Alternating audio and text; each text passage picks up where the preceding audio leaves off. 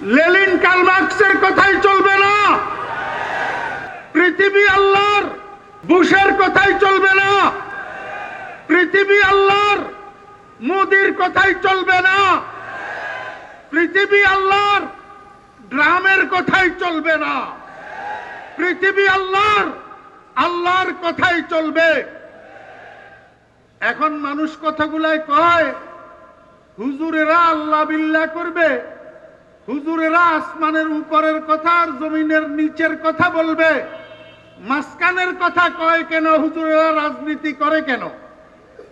রাজনীতি তোমার বাবার সম্পদ, হুজুরদের রাজনীতি করার অধিকার নাই। হুজুররা বাংলাদেশের নাগরিক না, হুজুররা বন্যায় বেশে আসা, বন্যায় বেশে আসছে হুজুররা। হুজুররা রাজনীতি করতে জানে না। বাংলাদেশে এমনও হুজুর আছে তোমার মতো পলিটিশিয়ানকে 50 বছর ক্লাস করাইতে পারে।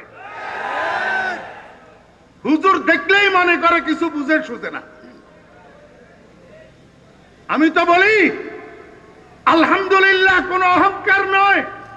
আমি ফরিদউদ্দিনের মতো 5-7 জন আলেম যদি সংসদে থাকে, কোন নাস্তিকের বাচ্চার সেখানে ইসলামের বক্তৃতা দেওয়ার কোনো ক্ষমতা না।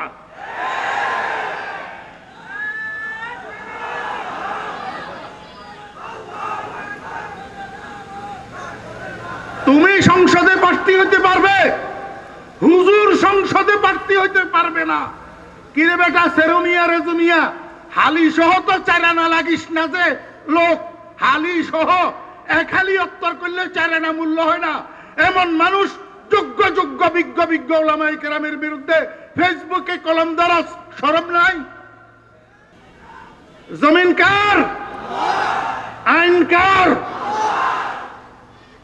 ইসলাম শুরুই তো হয়েছে রাজনীতি দিয়া। ইসলাম শুরুই হয়েছে কি দিয়া?